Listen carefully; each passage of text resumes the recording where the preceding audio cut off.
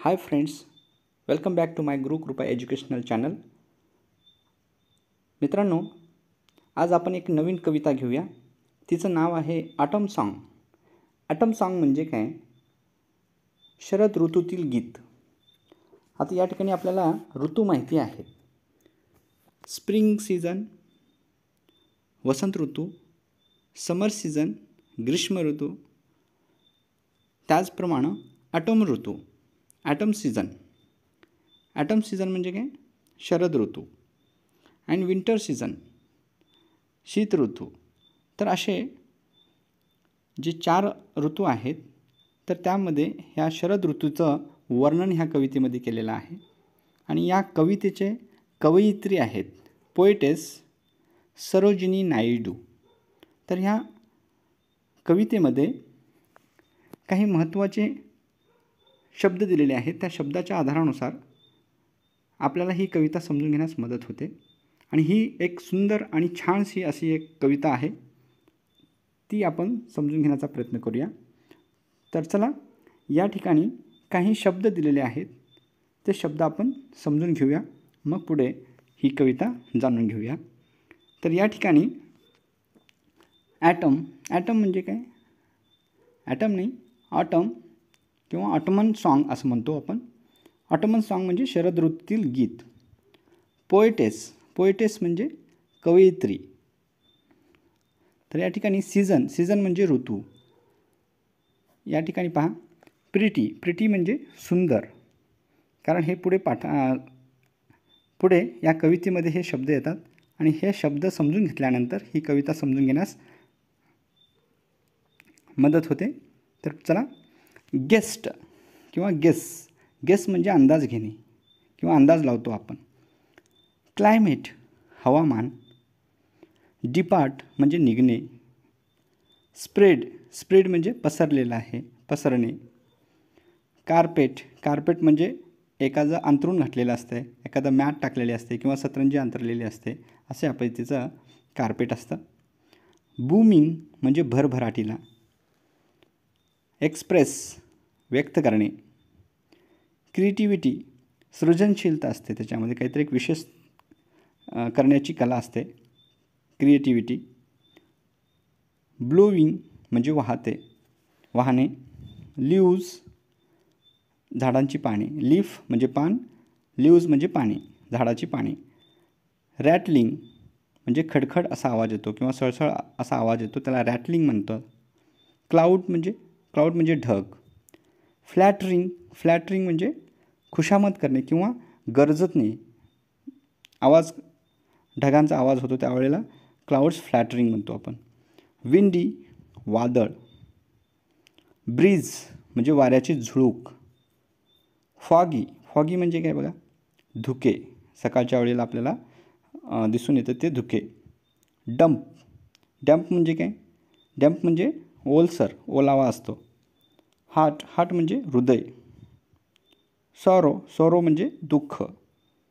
Sunset म्हणजे सूर्यास्त. Sunrise म्हणजे सूर्योदय. हँग्स म्हणजे लटकणे. स्टॉर्म म्हणजे वादळ किंवा उद्रेक होत असतो, त्याचा स्टॉर्म होतं. ग्लिटरिंग चकचकीत, चमकणे. शूज म्हणजे एक गठ्ठा असतो किंवा पेंढ्या म्हणतो आपण एकत्र केल्यानंतर शूज होतात.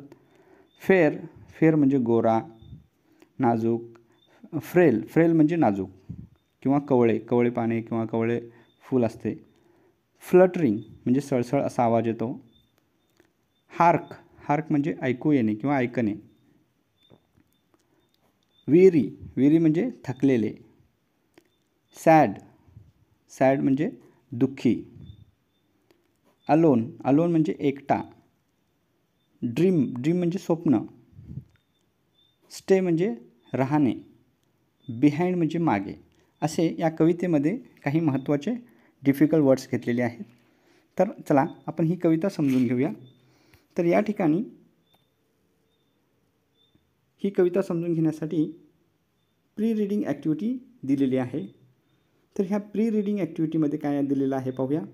Discuss in pairs and answer the following. बघा की चर्चा करा इन पेअर्समध्ये, जोडी जोडी बसून. ज्यावेळेस क्लासमध्ये आपण जोडी जोडी बसून चर्चा करतो तसं बसून चर्चा करायचं आहे. And answer the following questions.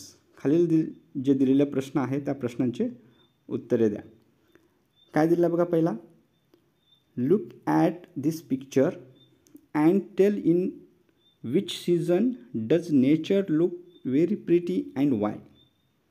बघा, लुक ॲट दिस पिक्चर. तर या ठिकाणी पिक्चर दिलेला आहे.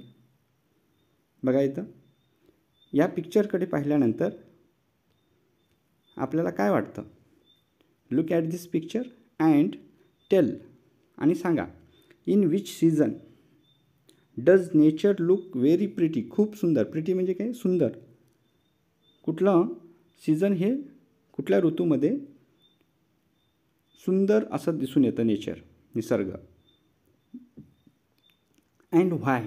आता आपल्याला इथं दिसून येतं हे कुठलं सीझन दिसून येतं तर किती सुंदर फुले फुललेले आहेत.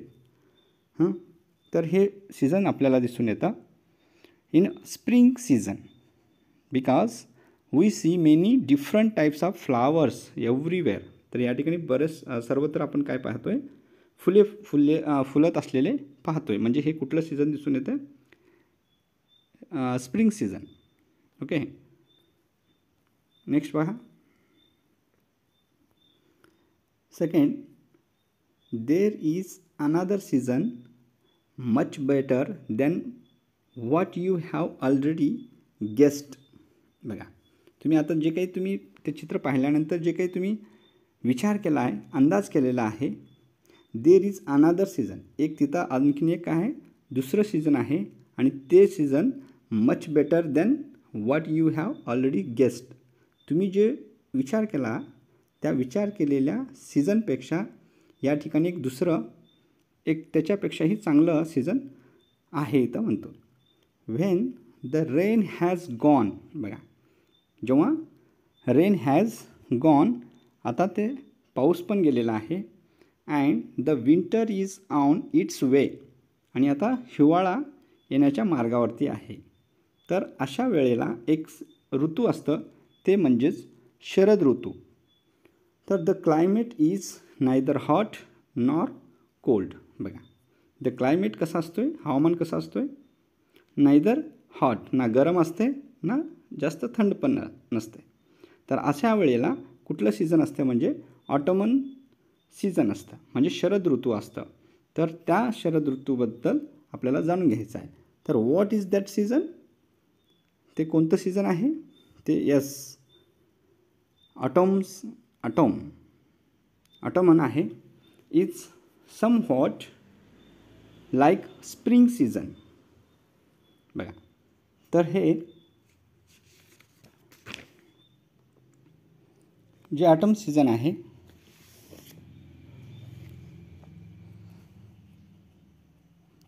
काही प्रमाणात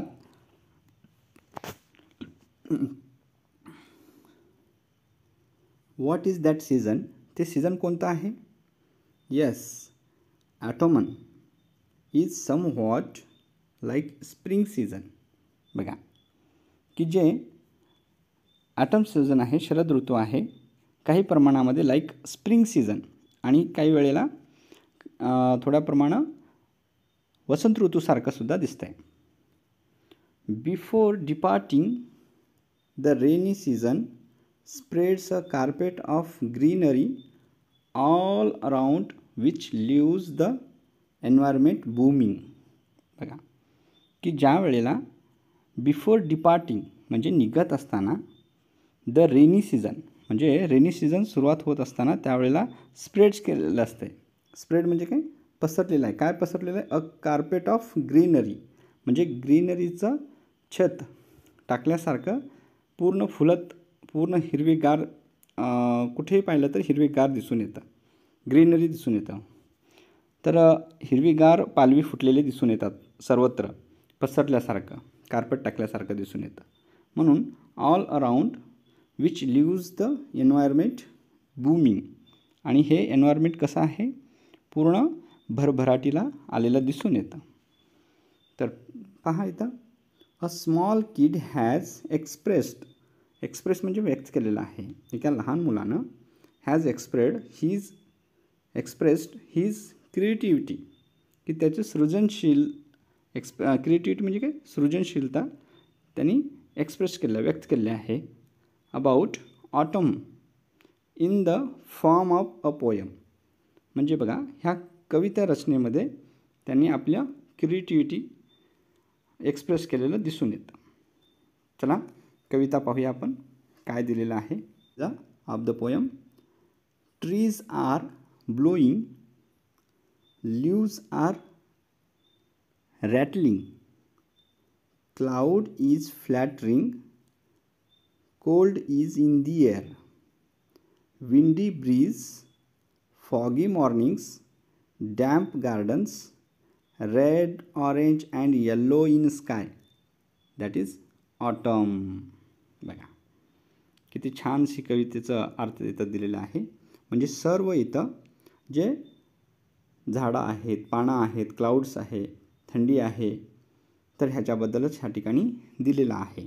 म्हणजेच ट्रीज आर ब्लोईंग म्हणजे झाडं ज्या वेळेला एक सिटी वाजवताना ज्यावेळेस आवाज येतो, फुकल्यासारखा आवाज येतो करत, अशा प्रकारचं ते झाडांचे आवाज येत असतात वाहत असताना, वारा वाहत असतो. लीव्ज आर रॅटलिंग, बघा लीव्ज म्हणजे काय, पाणी, झाडांची पाणी कसे वाजत आहेत असं दिसून येतं त्यावेळेला. आर रॅटलिंग, रॅटलिंग म्हणजे खडखड खडखड खडखड आवाज येत असतो. ज्यावेळेला वारा वाहत असतो त्यावेळेला झाडांची पाने रॅटलिंग, लीव्ज आर रॅटलिंग म्हणजे झाडांची पानांचा आवाज येत असतो.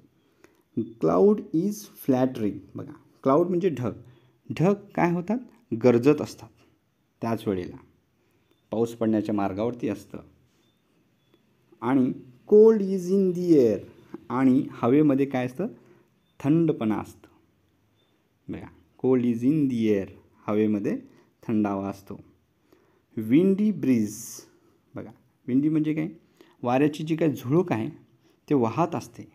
अशा वेळेला फॉगी मॉर्निंग्स, आणि सकाळची वेळ कसं असते, धुक्याची असते, सकाळी सकाळी बाहेर गेल्यानंतर धुके पडलेले दिसून येतं.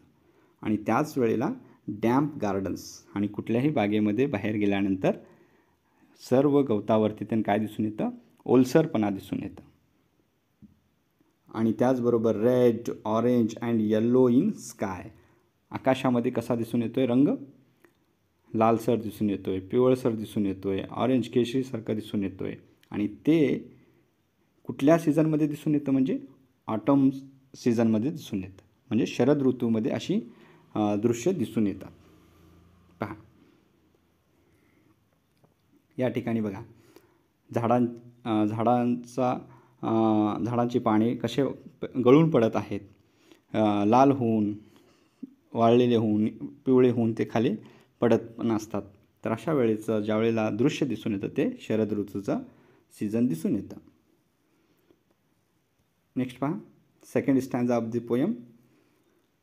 Like a joy in the heart of sorrow, the sunset hangs on a cloud,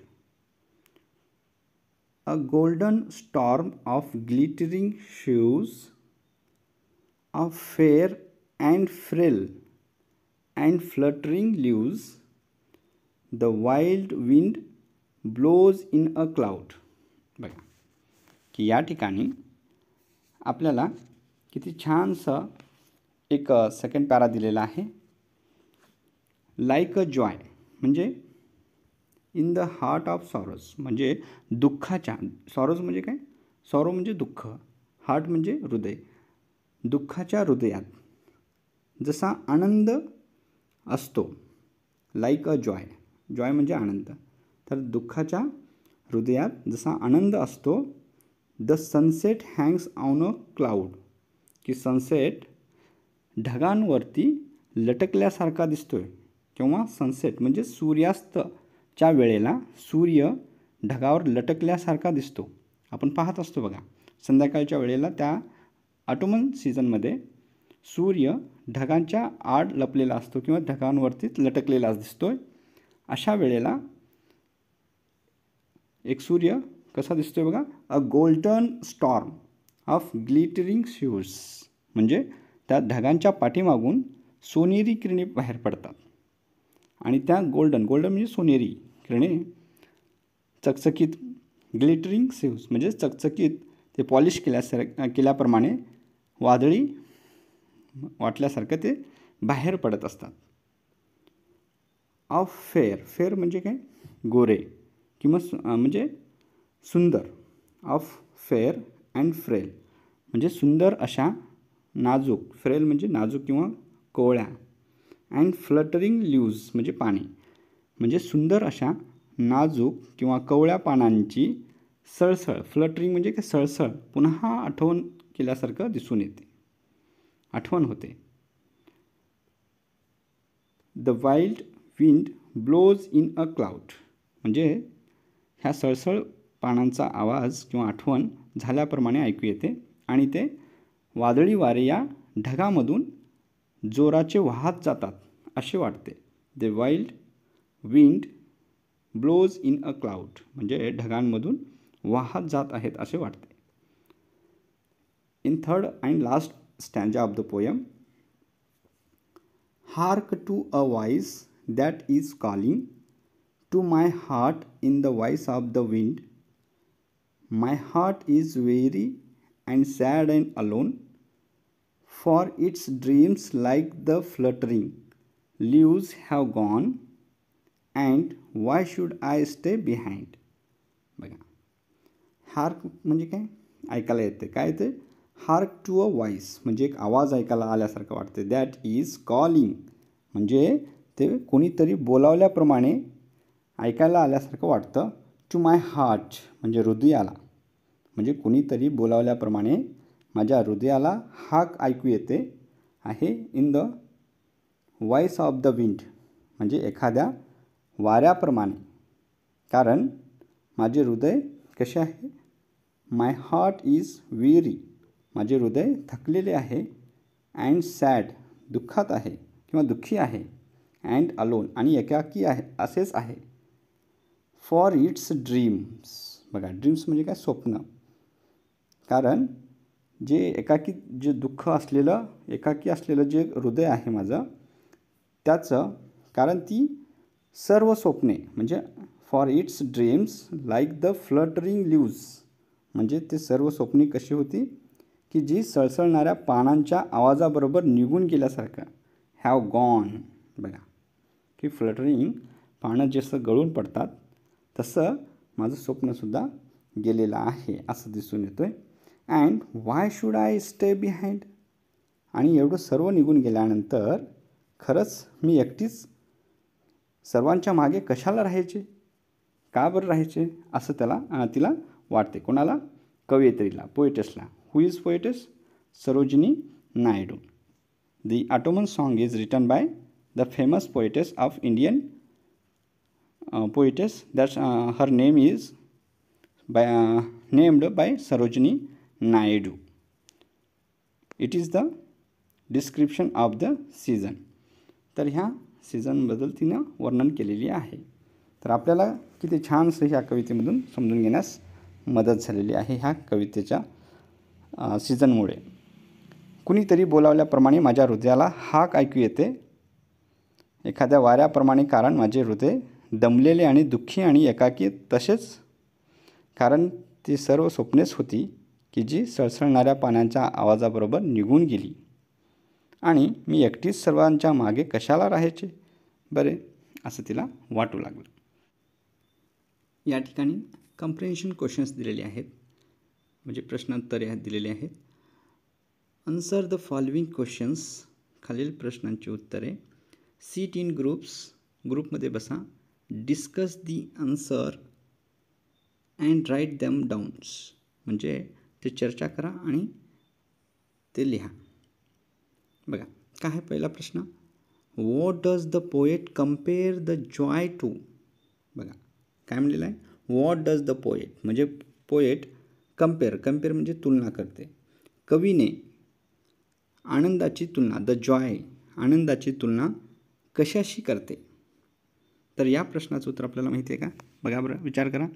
the poet compares the joy to the sunset. बघा, सनसेट म्हणजे सूर्यास्ताशी कम्पेअर करते. नेक्स्ट क्वेश्चन पहा. How does the poet compare a cloud to सोरो.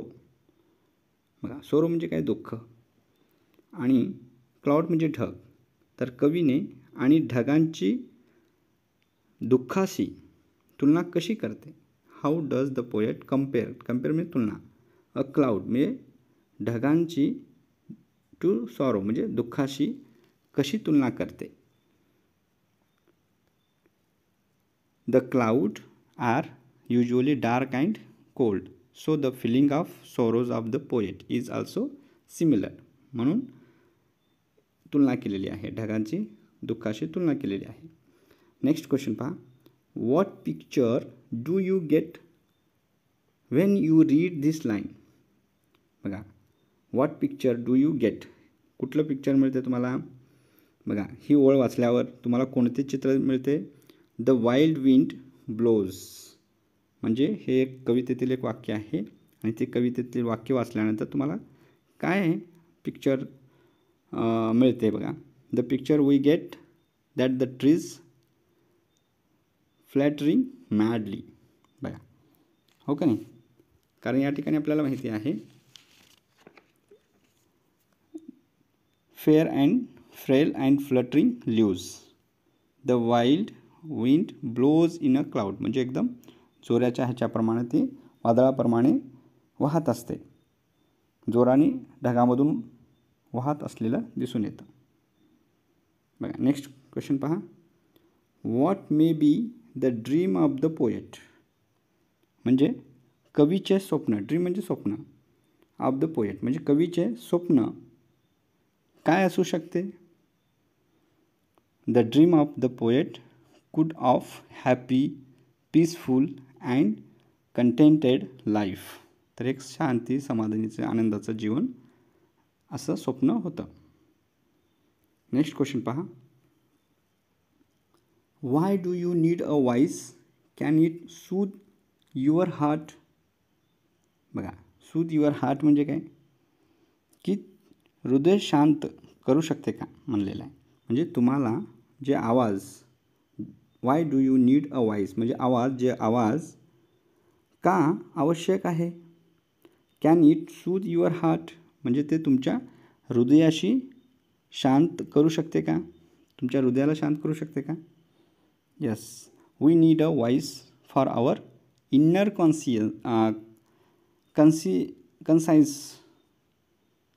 Inner conscience पाहिजे आपल्याला. We need advice to walk on the right track, की योग्य पद्धतीने जाण्यासाठी आपल्याला आवाज पाहिजे, म्हणजे कोणी ते सांगितलं पाहिजे. वेन वी आर हॅपी, जेव्हा त्यावेळेस आपण काय होतो आहे, आनंदी होतो आहे. नेक्स्ट क्वेश्चन पहा. Why was the heart of the poet sad and alone. बघा, म्हणजे कवीचे हृदय, हार्ट ऑफ द पोएट म्हणजे कवीचे हृदय दुःख आणि एकटे का होते. अलोन म्हणजे एकटे, एकटे का होते. The dreams and hopes in the heart of the poet were blown away, so she was sad and alone. Next question. Does the poet go faster than dreams. कवी स्वप्नापेक्षा वेगाने जाऊ शकते का किंवा जाते का. इफ सो, जर जात असेल तर what does she mean to convey. जात असेल तर तिला काय सांगायचे आहे. तर it is impossible, because no, जात नाही. The poet doesn't go faster than the dreams. No, the poet does not go faster than her dreams. She is very much sorrowful, ती दुःखी होती म्हणून ती जाऊ शकत नाही किंवा जात नव्हती. येस, तर या ठिकाणी काय दिलं आहे, write the summary of the poem. You can the clues. बघा, या क्लूजचा वापर करून काय करायचं आहे, तुम्हाला समरी लिहायचं आहे, म्हणजे ऑटोमन सॉन्गची समरी लिहायची आहे. मग काय काय येते ते खाली क्लू दिले, त्याच्या आधारानुसार लिहून काढा. Ottoman, the autumn season is somewhat like the spring season. It is between rain and the winter. The poet describes that the sunset hangs on a cloud.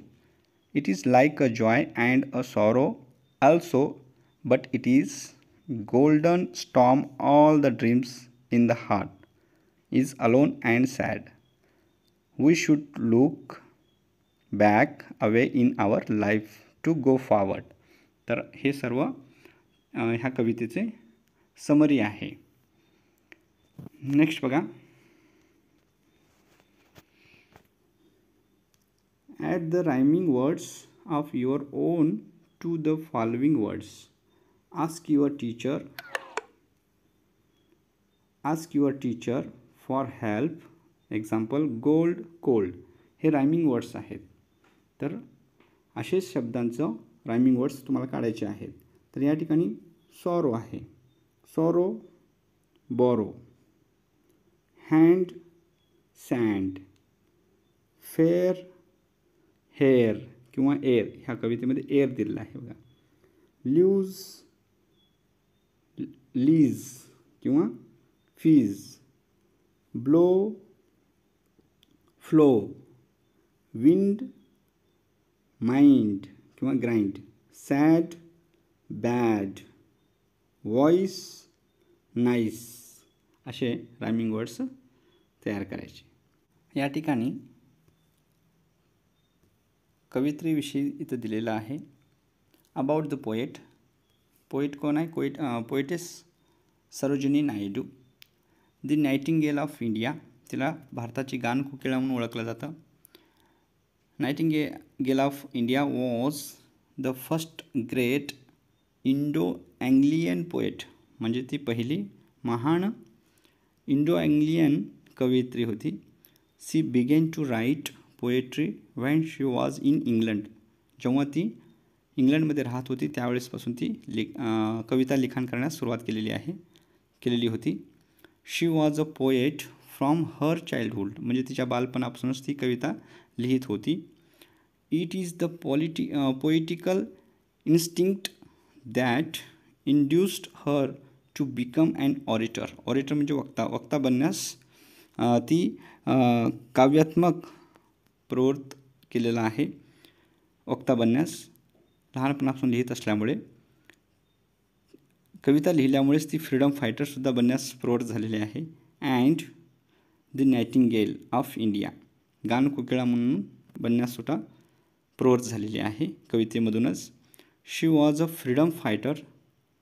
ती स्वतंत्र सैनिक होती. And capable of attracting the audience by her speech.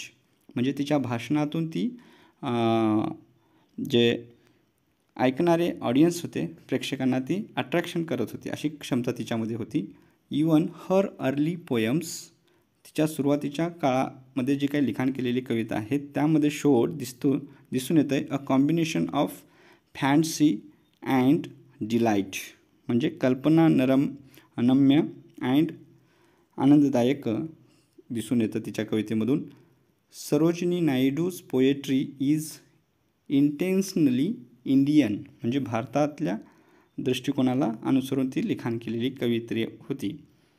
तर अशाच पद्धतीने या ठिकाणी एक सजेस्टेड ॲक्टिव्हिटीज केलेली आहे की ह्याच्यामधून तुम्ही search and read the poem on autumn by different poets and compare the Indian seasons with the seasons of Europe. म्हणजे बघा की भारतातल्या सीझन आणि युरोपमधल्या सीझन याच्यामधला फरक आहे. तर ह्या ठिकाणी कम्पेअर करायचा आहे. Okay, thank you for watching and subscribe this channel.